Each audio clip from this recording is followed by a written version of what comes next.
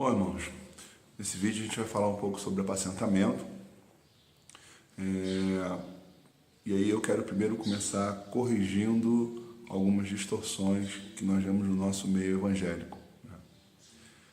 A cabeça das pessoas processa da seguinte forma: eu tenho uma pessoa com um problema, eu vou levá-la para a igreja, vou apresentá-la ao pastor, eu vou pedir: pastor, cuida. Na realidade, é muito importante você entender isso, que o ministério pastoral, claro, o papel do pastor é cuidar do rebanho, mas como a gente já vem falando sobre esse assunto, é muito importante que você entenda que o papel do pastor, além de cuidar do rebanho, é treinar os santos para também cuidarem do rebanho. Vê se você entende. Isso é, meu papel como pastor, esse dom ministerial, é treinar aqueles que me cercam para que também apacentem. Cuide, acompanhe as pessoas. Então é interessante a gente entender isso, porque a vontade de Deus é não ter um líder que cuide, mas uma igreja que cuide. Até porque a visão que nós temos é uma igreja de muitos filhos. Então estão sempre chegando pessoas novas e o papel dos antigos é cuidar de quem? Dos novos. Então o objetivo do pastor no seu ministério é treinar as pessoas para que elas aprendam a apacentar. E é o que eu vou fazer com você agora, que está sendo treinado para ser líder. Eu quero ensinar você a, de fato, ser um apacentador. De você cuidar realmente, como se cuida de vidas, como é que se cuida das pessoas. E aí eu quero que você aprenda para que você possa cuidar bem. Veja só, quando diz cuidado, nós podemos tirar como referência lá o Salmo 23, o Senhor é meu pastor, nada me faltará, deitar-me faz em verdes pastos, guia-me mansamente às águas tranquilas. Então percebe que quando se fala, por exemplo, nesse Salmo, ele diz: o Senhor é meu pastor, nada me faltará. Então o pastor é aquele que se preocupa para que não falte nada para a ovelha. Deitar-me faz em verdes pastos. Isso é muito interessante. O papel do pastor é levar a ovelha a se alimentar e se alimentar de pastos verdes. Por exemplo, você pode levar a ovelha para um pasto seco, ela vai comer, vai engordar. Se levar para o pasto verde, ela vai comer, vai engordar. A diferença está: o pasto verde tem cálcio. Então, significa que o pasto verdejante, onde a ovelha ela fica, onde ali ela se alimenta, significa que é um alimento que vai dar solidez. Isso é, vai construir nela valores que com facilidade no futuro não vão ser quebrados, não vão ser colocados de lado. Então é importante que a gente entenda isso. Deitar-me faz em vez de pastos e guia-me mansamente às águas tranquilas. E na realidade, nosso papel é guiar as ovelhas às águas tranquilas. Isso é, guiá-la a uma realidade de vida, de paz, de harmonia, certo? De tranquilidade, onde ela se sinta saciada. Na prática, como é que nós fazemos isso? A gente aprende a cuidar das pessoas no convívio. Isso é, ouvindo, escutando, atendendo, acompanhando. E eu quero falar especificamente de três coisas que são importantes, que você precisa aprender nesse apacentamento. Então você que é líder, está sendo treinado para ser líder, você precisa aprender três coisas importantes. Primeiro, no convívio com o seu discípulo, você precisa se preocupar com a vida familiar dele. Então, no apacentamento, seu cuidado é a vida familiar do meu discípulo. E como é que você faz isso? Numa reunião, num encontro semanal, um momento informal, um discipulado 1 a 1, você tem que estar atento realmente como é que anda a realidade dele familiar. Isso é muito importante. Por quê? Muitas pessoas elas se convertem, mas elas trazem consigo hábitos e comportamentos que são extremamente nocivos para a própria vida familiar. E se você não trata, mais cedo ou mais tarde, ele vai ter uma série de problemas e esses problemas serão trazidos a você. O que poderia ter sido evitado se você tivesse se antecipado e tratado os problemas que esse discípulo seu tem com relação à família. Marcelo, que problemas são esses? Talvez seja a sua pergunta. É muito comum você encontrar magos, isso é, normalmente estão ligados aos relacionamentos entre pais e filhos, marido e mulher, é muito comum nisso. Então é importante que você preste bastante atenção com relação a essas questões que você precisa tratar. Você já aprendeu em outro vídeo como é que a gente trata as questões, né, de aconselhamento.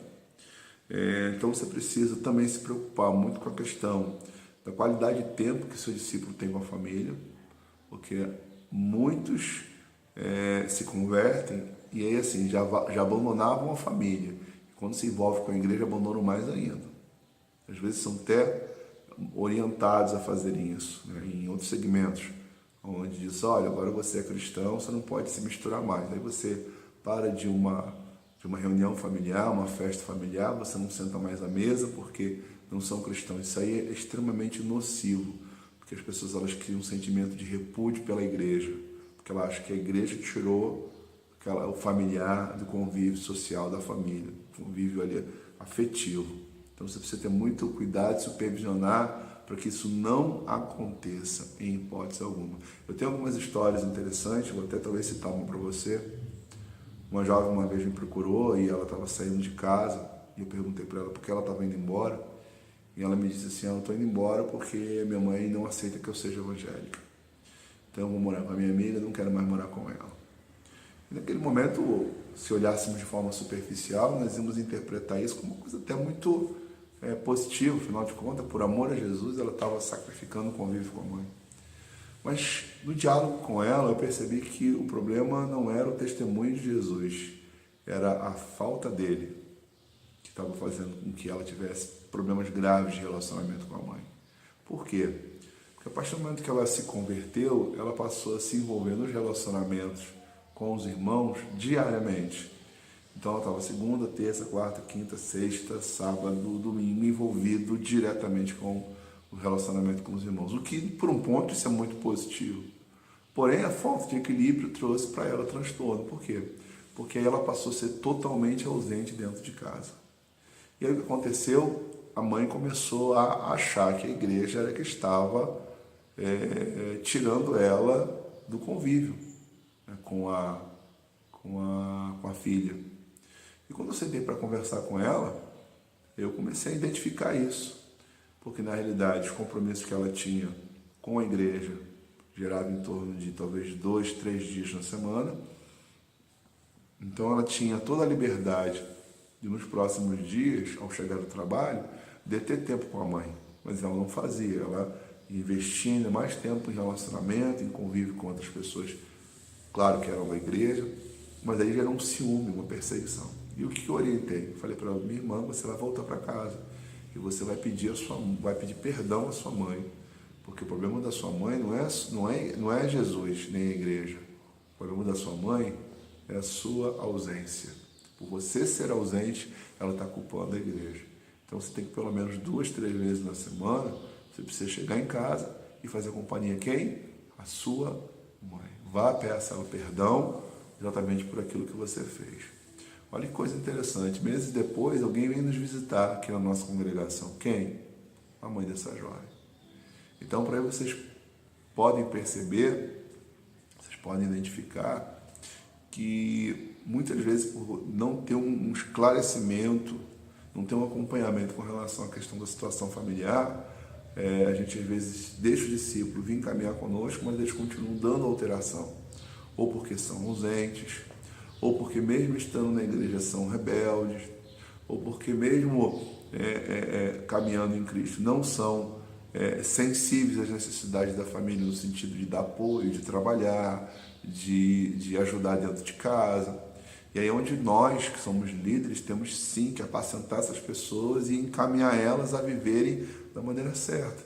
Aprenderem a valorizar a família, a perdoar os familiares, principalmente pai, mãe, resgatar relacionamento, ensiná-los a ter convívio afetivo com a família, orientá-los a pedir perdão das coisas passadas que causou dano no relacionamento dentro de casa. Então tudo isso nos compete a fazer esse tipo de trabalho. Então quando você vai apacentar, você vai ter exatamente esse cuidado, né, de ouvir, identificar e tratar essas questões. Outro ponto que é muito importante, que é o segundo, que é o nosso papel como apacentador, é tratar as questões espirituais. O que são as questões espirituais? Muitas vezes, mesmo estando em Jesus, muitas pessoas elas continuam presas a algumas práticas pecaminosas. E por causa dessas práticas, elas não conseguem se firmar. Elas se sentem culpadas, se sentem sujas, indignas de estarem realmente na presença de Deus. E chega um momento que elas acabam se afastando, porque ela pensa assim, eu não consigo abandonar, eu não consigo mudar. E a verdade é que essas pessoas, para conseguirem realmente, elas precisam de ajuda, para elas conseguirem realmente se libertar, elas precisam de ajuda. E aí entra o apacentamento, quando você convive com esse discípulo, se acompanha, ele desabafa com você, ele compartilha a sua intimidade, onde você vai tratar a questão espiritual da vida do seu discípulo, os pecados que ele comete, os sentimentos negativos que ele tem, o comportamento que ele tem no dia a dia. Isso é muito importante, o estímulo, o envolvimento que ele tem com a vida espiritual, quanto ele se dedica à oração, se ele é uma pessoa comprometida com a palavra. Esses pontos eles são indispensáveis. E o terceiro ponto, que é muito importante num processo como esse, é a questão ministerial, que significa o quê? Serviço. É muito importante que os nossos discípulos eles estejam envolvidos com o reino de Deus. Então é necessário você estimulá-los a fazerem a obra de Deus, senão eles vão virar aqueles crentes que vêm para casa, vão para o culto, vão para casa, vão para o culto, vão para casa, e o que eles produzem, o que eles geram? Nada. Então é interessante você ter esse cuidado. Então, num trabalho de apacentamento, essas três prioridades, acompanha a família, acompanha a espiritualidade e acompanha o serviço ministerial. Claro que existem outros assuntos a serem abordados, mas normalmente esses são os principais. E compete você, como aconselhador, orientador, você dê esse tipo de suporte, você dê esse tipo de ajuda para que, de fato, essa pessoa ela alcance, o resultado alcance o objetivo. Tá ok? Esse é um dos vídeos. Nós vamos para o próximo falar um pouco mais sobre isso. Um abraço.